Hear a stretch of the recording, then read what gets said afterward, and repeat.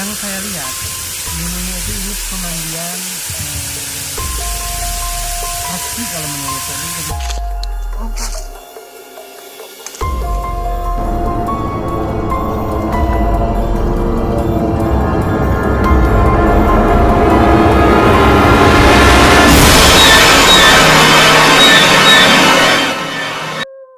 Assalamualaikum warahmatullahi wabarakatuh.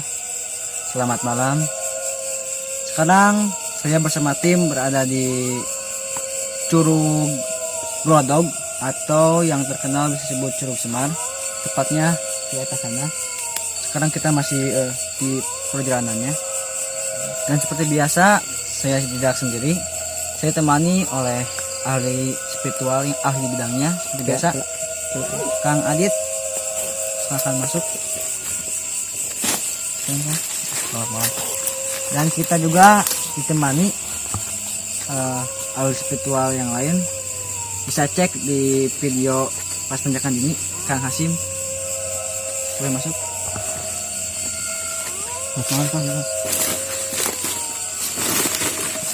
Nah, sahabat ST, penasaran kan bagaimana kelanjutannya dan misteri apa saja yang bisa kita bongkar di sini? Terus saksikan di Bongkar Misteri.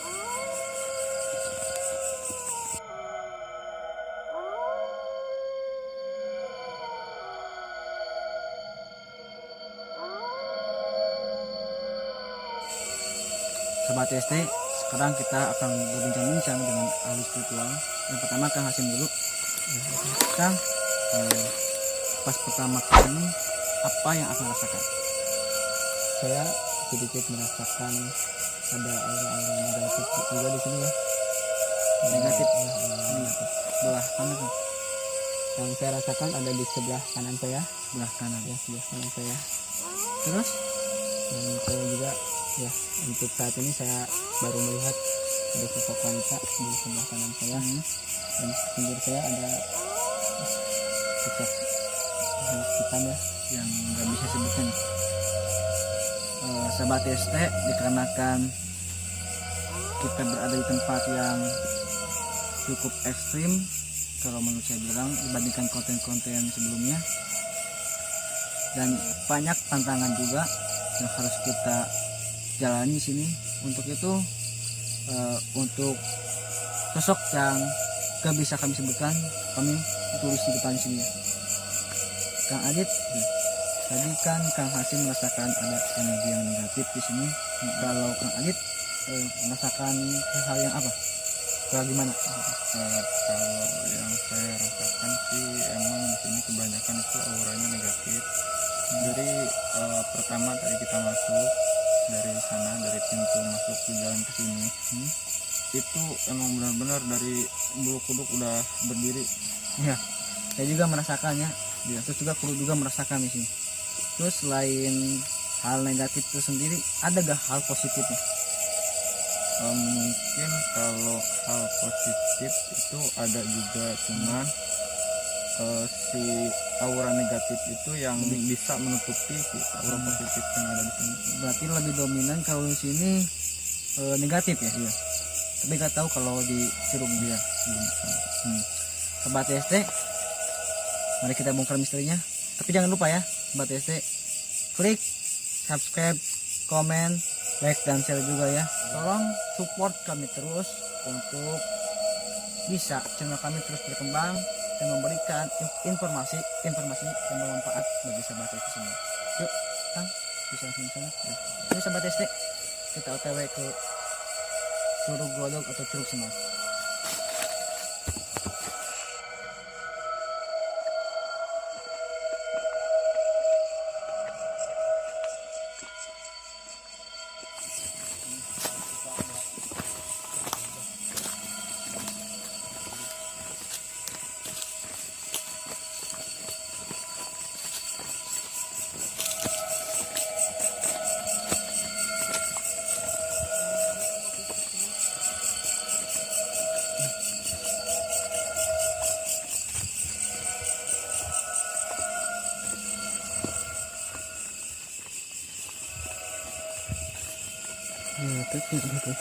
Nah, sekarang kita berada di pertengahan jalan menuju Curug Glodok atau Curug Semar. Dan pas di perjalanan tadi saya melihat batu-batu di belakang kita, agak tertarik. Mari kita tanya ke Kang Adit. Kang, Ya. tadi pas saya jalan saya tertarik ini ke batu-batu di sini. Apakah ada hal istimewa atau apa yang bisa Kang rasakan di sini? Kalau di sini saya tadi melihat dua anak kecil di atas batu itu. Iya, dia mukanya pucat sekali. Ya, dan itu sekarang terdengar suara minta tolong dari atas. Terus, Udah kayaknya gitu. nah kalau Kang Hasan itu sendiri merasakan apa Kang? Ada dua energi bayangan putih di belakang ya. Jadi mungkin Kang Adit bilang juga anak iya, kecil itu ya. Dan saya juga merasakan tadi Kang Adit orang yang minta tolong juga di atas ya. Dan saya juga mendengar ada suara gendang di arah sana. Suara gendang? Ya, suara gendang Kang. Wah, Sobat ST, saya makin penasaran nih. Misteri apa saja yang bisa kita bongkar di Curug Glodok bersama. Yuk, tetap ikuti kami di Bongkar Misteri. Kang.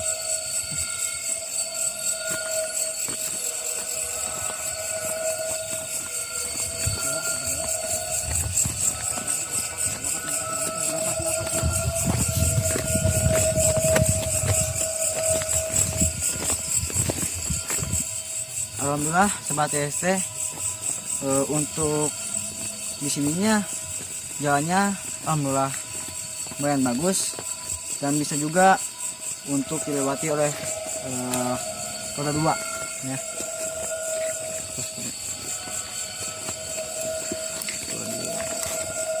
Kang, Kang Hasim, Kang Adit, kalau di sini akan merasakan sesuatu gak?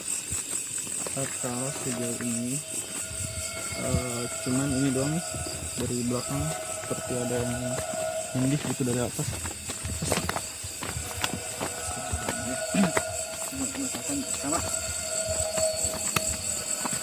Berarti antara curug dan yang depan tadi berbeda energi ya Kang?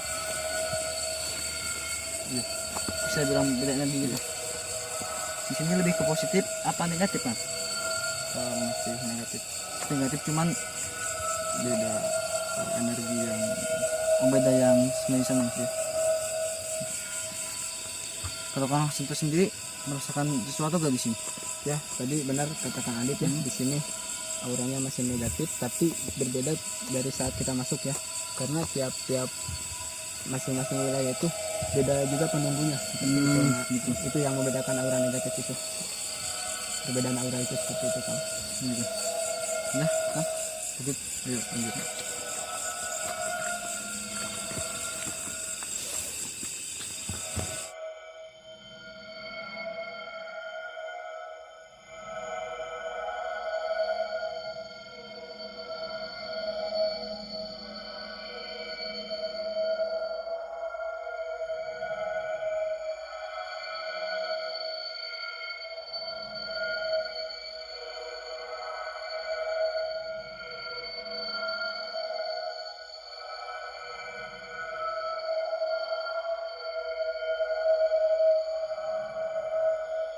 Ya, Sobat ST, sekarang kita berada di Jalan Curug, tepatnya di bawahnya ya Kang ya? Di bawahnya, di atas sana tempat curugnya.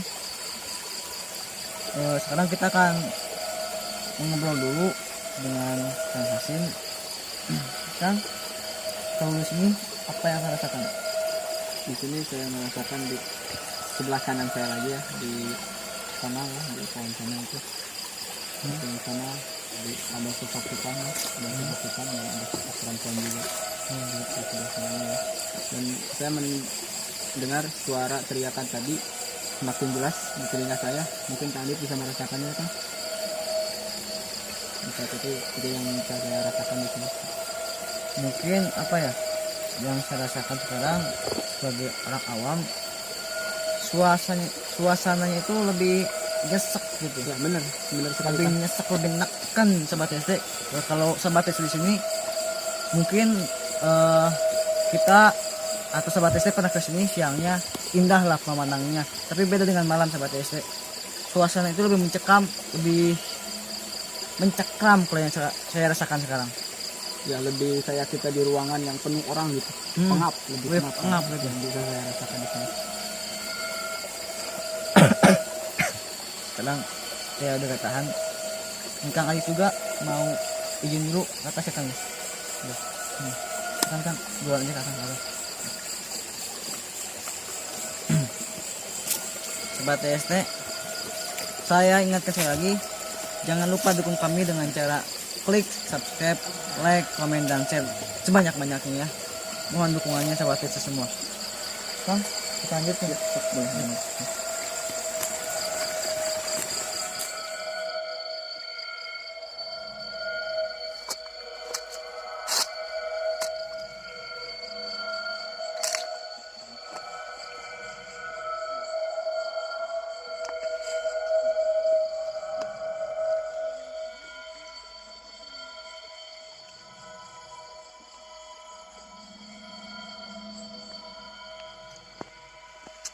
Udah Kang, aman Kang?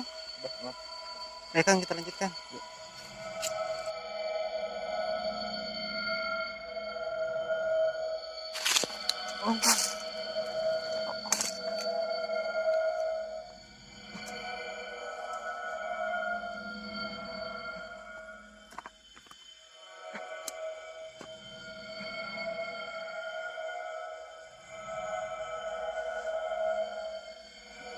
Apa Kang?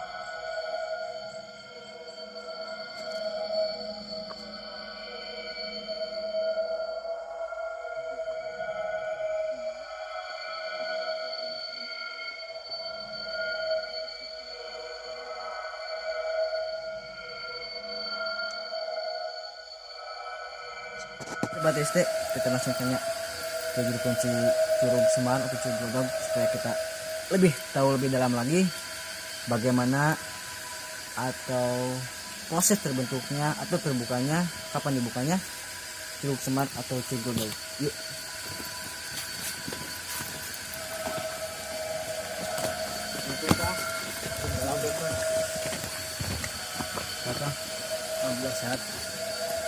Nah, sahabat SD, sekarang kita sudah bersama juru kunci Garangan atau Curug Glodok.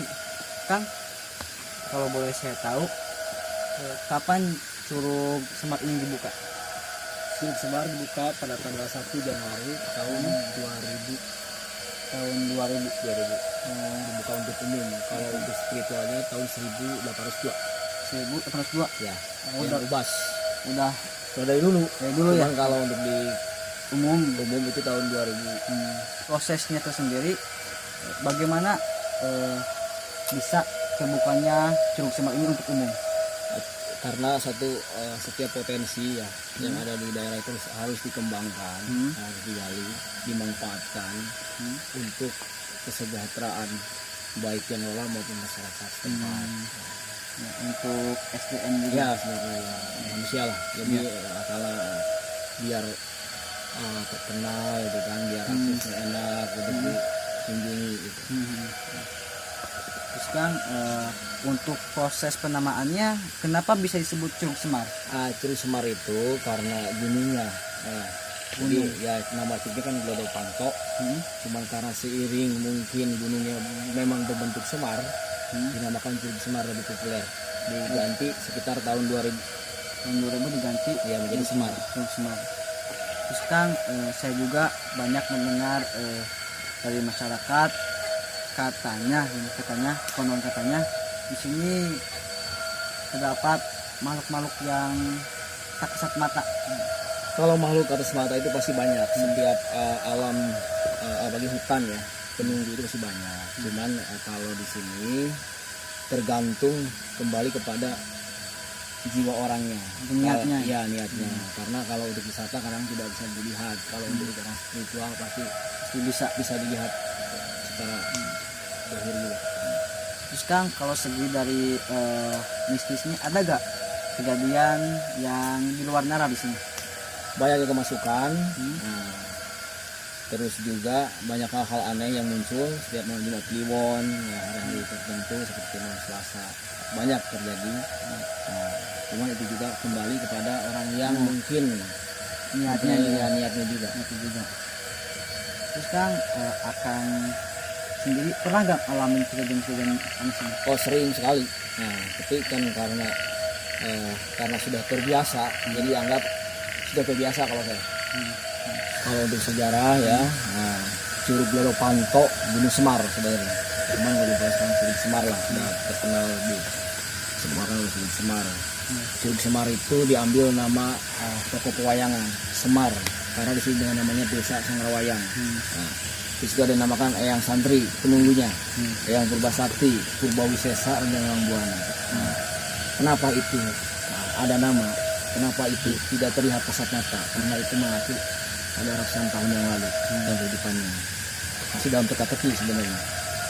Kalau untuk secara fakta, cuman banyak orang yang datang ke sini, ya kan, silaturahmi, ya kan, ketemu dengan mendekatkan diri beliau dengan hal itu, ya kan, ada yang namakan secara batin itu akan menyambung. Harapan ke depan saya kepada pengunjung satu lebih beretika, ya kan, dalam berkunjung, menjaga kebersihan, ya, karena tempat ini bukan untuk dijadikan tong sampah, tapi untuk dilestarikan supaya alam ini lebih Indah. Nah, ya berkunjung ya saling mengerti aja lah. Iya. Saling mengerti, baik segi apapunnya harus saling mengerti aja begitu. Nah, buat sahabat DST, terutama buat yang mau mengunjungi Curug Semar atau Glodok Panto, diharapkan untuk lebih menjaga kebersihannya, lebih menjaga etikanya, supaya alam kita terus terawat indah. Kang, terima kasih. Oke, yuk, selamat jalan, sukses selalu. Ya, terima kasih atas waktunya, Kang. Boleh langsung ke curugnya? Oh boleh. Ya. Yuk sahabat DST, kita langsung lihat curugnya.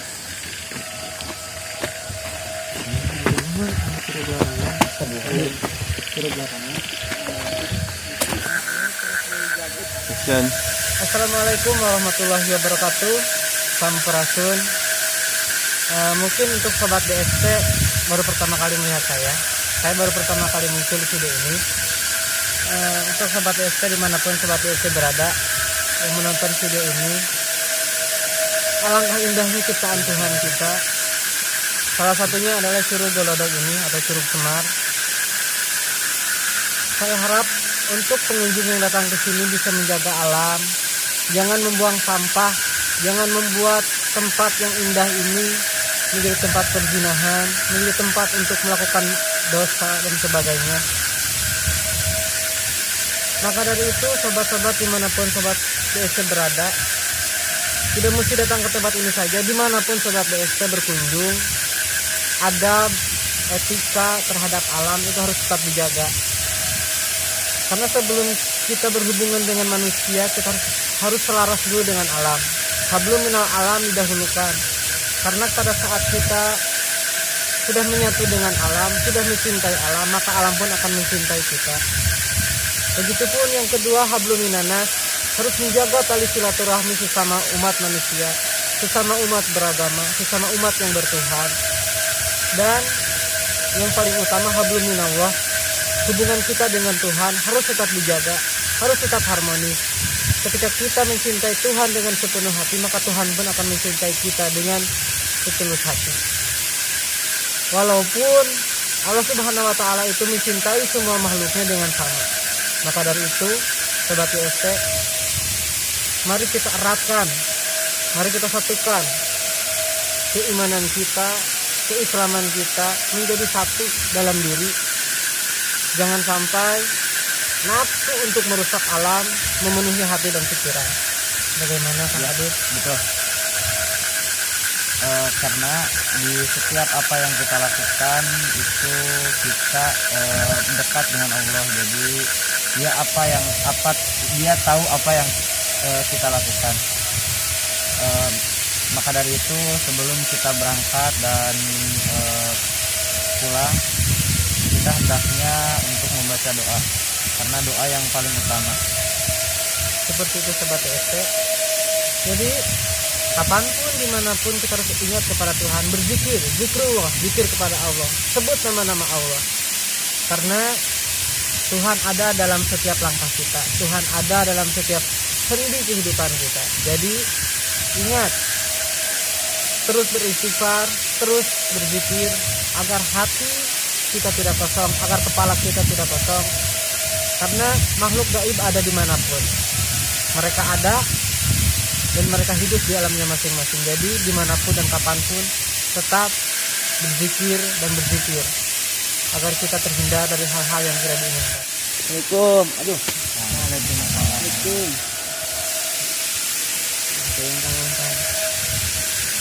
Gimana tadi perjalanannya? Alhamdulillah. Biasa, Allahu Akbar. Sangat luar biasa ya Kang.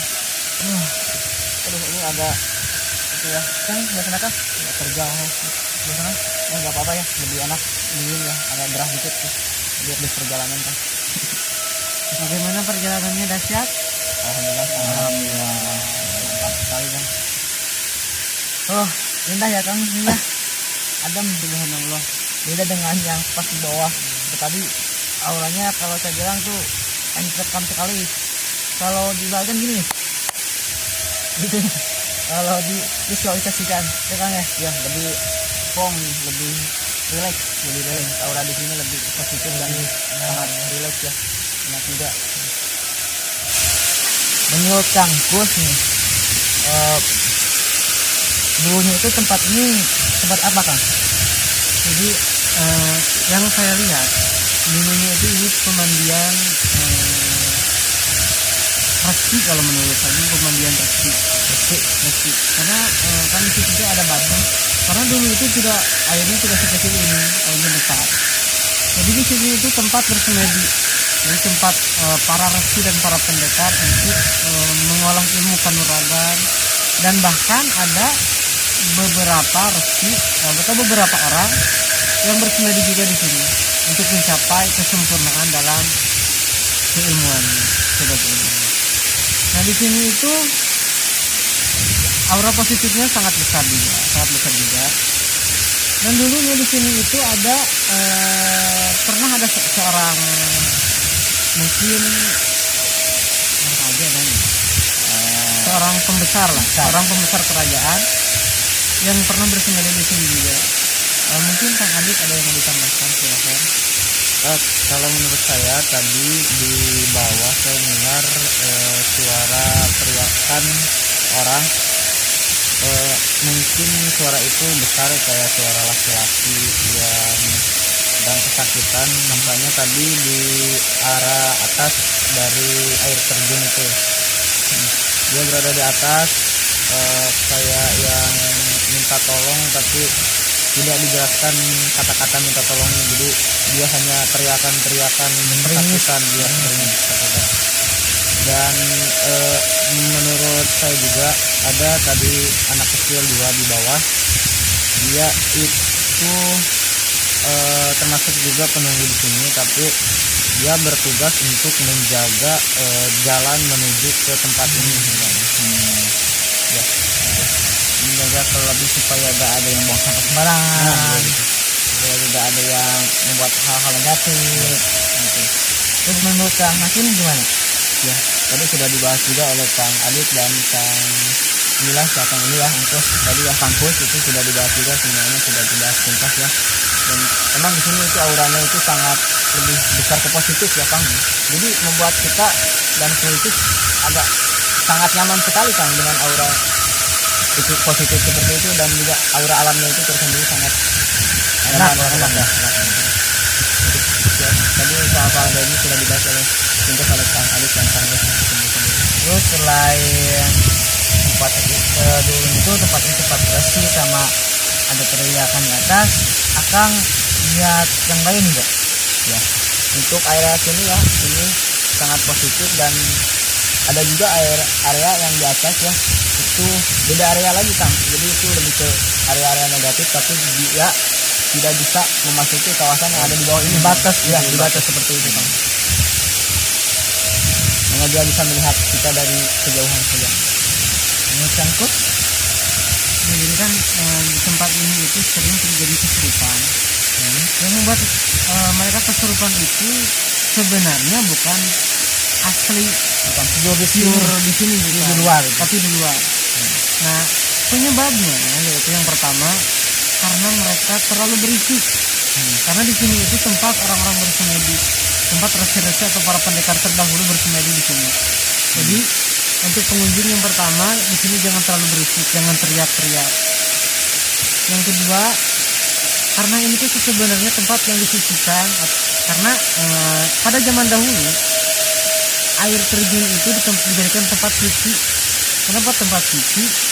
Karena konon katanya ketika menurut mitos katanya ketika seseorang bersemedi di pinggir air terjun maka akan cepat untuk mencapai kesempurnaan dalam keilmuannya, lebih fokus. Nah, maka dari itu ketika ada orang yang berbuat zina, ada orang yang berbuat dosa, maksiat di sini otomatis ditendang, pasti ditendang karena tidak ingin tempat mereka dikotori seperti itu. Apalagi dengan sampah-sampah yang berserakan, itu sangat tidak sopan sekali. Dan yang menjadi penyebab kesurupannya itu justru seperti kata Kang Hasim tadi, makhluk-makhluk yang berada di luar area air terjun ini, seperti itu. Terus Kang Adit itu sakitannya gara-gara jatuh atau sebab matinya itu kenapa Kang? Kalau sebab dia mati itu saya tidak tahu, karena saya hanya mendengar suaranya saja di atas air terjun itu. Cuman kalau yang anak kecil 2 yang di bawah tadi itu mungkin karena dia tenggelam di sini, soalnya di bagian telinga bekas batu atau ini. Sekali lagi buat teman-teman semua yang mau berkunjung ke tempat ini, hati-hati di jalanan. Terus lagi tolong jangan buang sampah sembarangan, tetap jaga lingkungan, cintai lingkungan, dan jaga kesopanan. Mungkin video sekarang cukup sampai di sini dulu. Terima kasih Kang.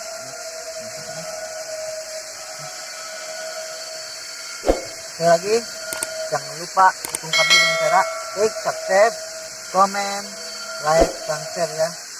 Salam misteri.